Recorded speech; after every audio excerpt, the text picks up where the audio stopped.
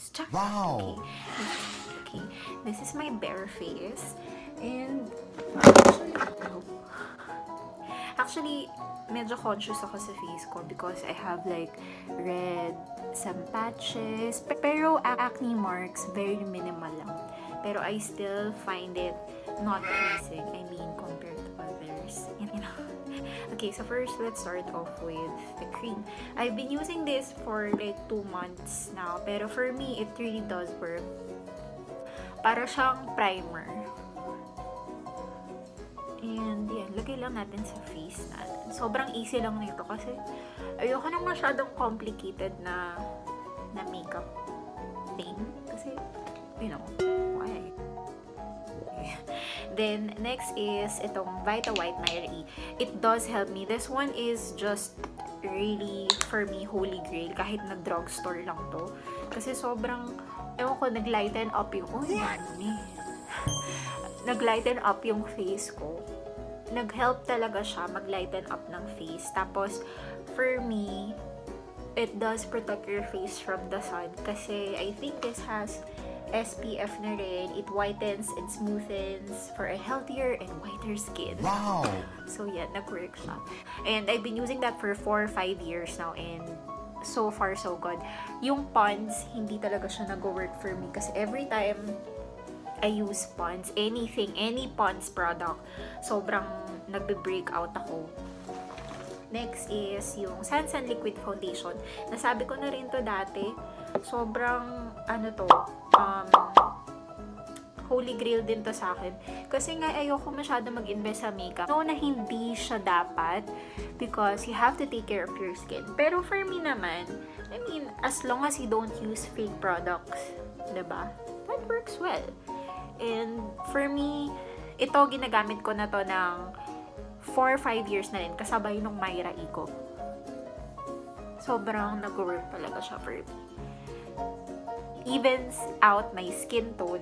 Tapos, sobrang nawala na lahat ng imperfections for me. Tapos yun nga, dahil matte finish siya, sobrang mas nag-work siya for me. Yan, lagay nyo lang sa face nyo. Dati gumagamit ako ng beauty blender, di ba nabanggit ko na. Pero kasi ang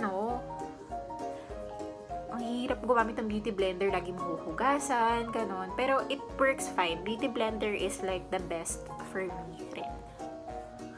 Okay. Next one is, ano bang sunod ko?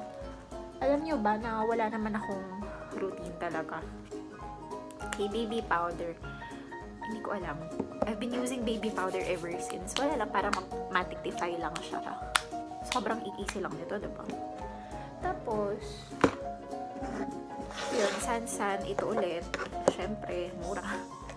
Tayo sa mura na nag-work. Why not? Okay, I use the light one. Tapos, lagay ko lang ng konti.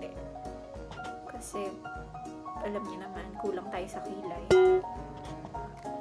So, ayan, para lang mag-fill in siya. Sobrang bilis kaya ng kilay routine ko. Parang, you know, pag napapanood mo sa mga TV, sobrang grabe. Ang tagal. Parang naubos na yung oras mo dun. A few moments later.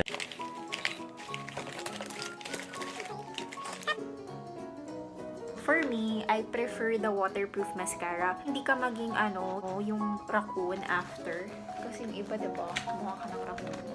So, I just use this one. And, yeah. So, lagyan tayo.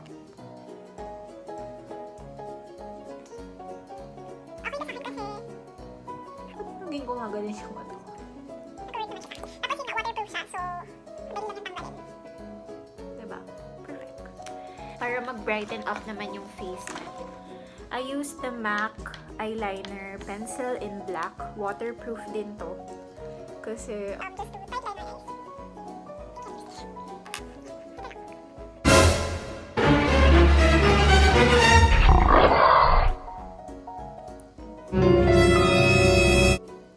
big difference. Tapos, Eyeliner. It's a tinted lip balm in the shade 12 Apple Pink. This is a lip balm, guys. Pero, I've been using this as my eyeshadow and my cheek tint. And it works well. It doesn't break me out. And it's matte finish. I have a thing for matte finish. Sobrang okay ang matte finish sa akin kasi ayoko ng oily. Tapos, throughout the day, kahit napawisan ka na, sobrang pag matte finish yung products na ginagamit ko, okay siya for me.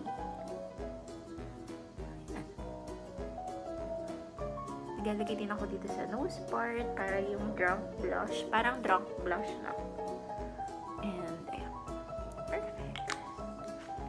Yun lang. Tapos na. That's it. What a wonderful.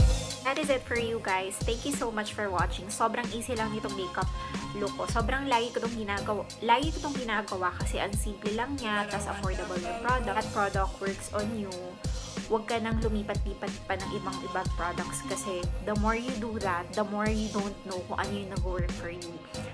This products for me for like 4 or 5 years na. So, I'm very confident na this product will not break me out. Thank you guys so much for watching. I hope you enjoyed this easy makeup tutorial.